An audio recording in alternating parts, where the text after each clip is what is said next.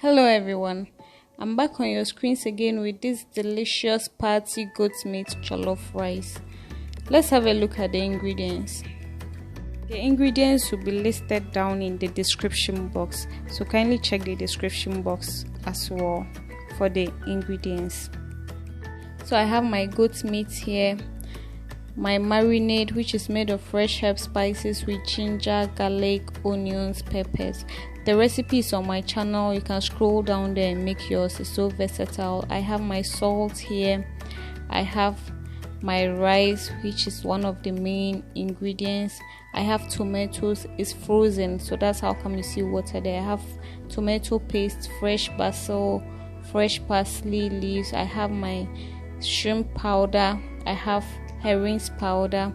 I have green peas, which is optional with the corn. If you don't like the peas and corn, or you don't have any, don't worry at all. I have my nutmeg. I have bay leaves, cayenne pepper, yellow scotch bonnet. I have my bell pepper here. I have onions, cabbage for the coleslaw, which will be an additional recipe. I have my garlic, and then I have my virgin coconut oil. That's what I'll be using. You can use any cooking oil of your choice. I'm using virgin coconut oil. I have my mayonnaise, which will be used for the coleslaw. This is garlic roasted mayonnaise. I'll be mixing it with the real mayonnaise. And then I have carrots there, which will be added for the coleslaw. So this complete season or complete seasoning, I wouldn't be using it. But if you don't have the marinade, you can use this in place of that. It's made of dry herb spices. So if you don't have the marinade, you can use this. But as I said, the recipe for the marinade is on my channel. You can scroll down there and you find it. So I'll start off by marinating my goat meat. You can use beef or any meat of your choice, but I'm using goat meat. So I've washed it with lime, fresh lime juice. You can wash yours with vinegar or lemon juice, but it's important to wash your meat very well to disinfect it and make it well for consumption. So I've added salt. This is my marinade going in, which is made of garlic, ginger, onion, pepper, parsley, basil, dill. So I'll grate in about half of them, or nutmeg in there. If you have the powdered nutmeg or the ground nutmeg, you can use that one. So I'll just give it a stir, and then I'll leave this to marinate for at least 1 hour to 2 hours. You can even leave it marinated overnight. That will even be better. It will be tastier. So I'll just leave this. This is my goat meat, which has been marinating for 2 hours. So I'll cook it until it gets soft as I want it to be. My bay leaves, I've taken one. I'll just tear it into pieces and add it to my goat meat. It gives it a very good flavor. If you don't want to use the bay leaves, you are free not to use it. So I'll just put it there, give it a stir, and add a little bit of butter because goat meat is quite hard. So this has been cooking for about 20 to 25 minutes and it's soft just the way I like it. So I'll take it off the fire, place in a new saucepan, and add in my oil, which I'll be using to fry. I wouldn't put in so much oil because I'm using the same oil to cook my jollof rice. So my oil is heated up. I'll just add in my goat meat and allow it to fry until golden brown. So while that's going on, I'll blend my spices and veggies. So I have my tomatoes going in there. As I said, it's frozen, so that's how come there's water. My fresh herb spices, pepper, you use as desired. So it depends on how hot you want it to be. But if you're using the yellow scotch bonnets with the red cayenne, kindly note that the yellow scotch bonnets are very spicy, as in they are very, very hot. So you have to be careful with the quantity you add in. And then I'll add in my onions. I'm using a lot of onions because the onions makes it taste much better. So I'll just blend this together.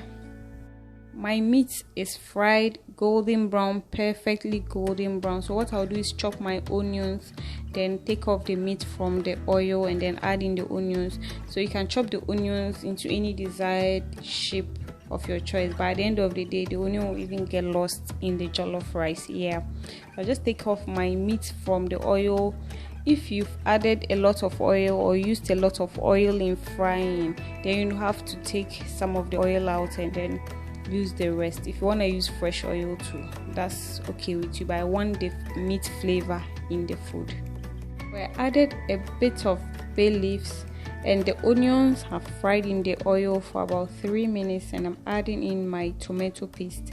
This tomato paste will fry in the oil for 5 to 8 minutes. Yes, that's long, until it simmers. We want to take out the sourness from the tomato paste. So once you get this stew, or you get it in this form, then you add in your blended onions, tomatoes, pepper, and the rest. If you want to add ginger or any other spices, then you are free to do so. So I'll just give it a quick stir and let this cook for about 10 minutes. Then I'll add in the rest of my ingredients, that's the herrings and shrimps. So I'll just cover it to boil up. At this stage, I'll go in with my salt, herrings, and shrimp powder. So I wouldn't be using bouillon cube or Maggi or whatever, because I'm using a lot of shrimps and herrings powder. It makes it taste so good. Trust me, when you add these things, you don't really need any bouillon or seasoning cube. I'm not against it though, but if you want to add your bouillon or seasoning cube, then you can add it at this stage of the cooking. So just give it a quick stir to combine with the rest of your jollof base or stew, and then let it cook until it simmers. So while my stew is cooking, I'll just go ahead with the coleslaw. What I'll do is just chop my purple cabbage. You can use green or white cabbage, that's fine. Then shred the carrots into fine grates, and then you add it with the cabbage. Go in there with the mayonnaise. You can use Greek yogurt if you want to. You can even add mustard cream. I've added a bit of the complete seasoning just to give it a taste, and my coleslaw is ready. Yeah, so the base for my jollof rice is ready. It has simmered perfectly. You don't see water in it. So what I'll do is to add in my stock, the stock that I got from the meat. That's the water gotten from the cooked meat. So whenever you are cooking meat or you cook meat and then you don't have use for the stock, don't throw it away. Just store it in the fridge or freezer and you use it for your jollof. So I'll just add in a little water to rinse it. So always bear in mind that when you are putting in the salt, because of the stock, you should reduce the amount of salt. So after adding your stock, when you taste and you feel the salt is not okay, then you can add in additional salt and you taste. At this stage, your stew or jollof base should be very tasty, because this determines the taste of your jollof rice. So I'm going in there with my rice, which I've washed thoroughly. Always wash your rice to get rid of extra starch and debris. So give it a stir, and then I'm adding a little bit of more stock, which I've stored in the fridge. Yes, I don't throw my stock away. So I haven't added any plain water to the jollof, no. So this is more stock going in there. You don't put in so much stock because you might get it watery. Just a little above the rice and you're good to go. After 15 minutes of cooking under low heat, yes, jollof should be cooked under low heat. I'm stirring it for the first time. I stir my jollof at most 3 times, but mostly twice throughout the cooking period. This will prevent it from becoming mushy and you get the perfect party jollof rice, which is soft and comes out one. Yes, so you don't stir your jollof every 2 or 3 minutes. No, you wouldn't really get it right. So once this is done, in the next 15 minutes I'll add in my corn and cooked goat meat with the green peas, and I'm covering this with a clean towel. I use this particular napkin for only cooking. I do not use it for any other thing else. So you can dedicate a napkin for only cooking of your rice, and that is it. So finally my jollof rice is cooked after 30 minutes. Yes, it's been cooking under low heat, and moreover this rice is quite hard. So if you're using a softer rice or a rice that takes shorter time to cook, then it will use lesser time. So I've added in my goat meat, my green peas and sweet corn. If you do not have the green peas and sweet corn and you want to add scallions, carrots, whatever you want to add, that's fine.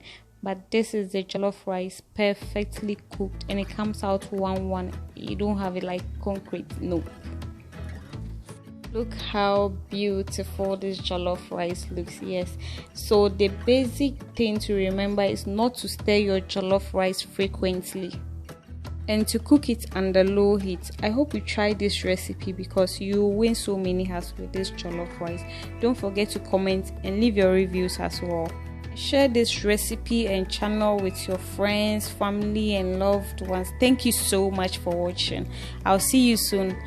Bye.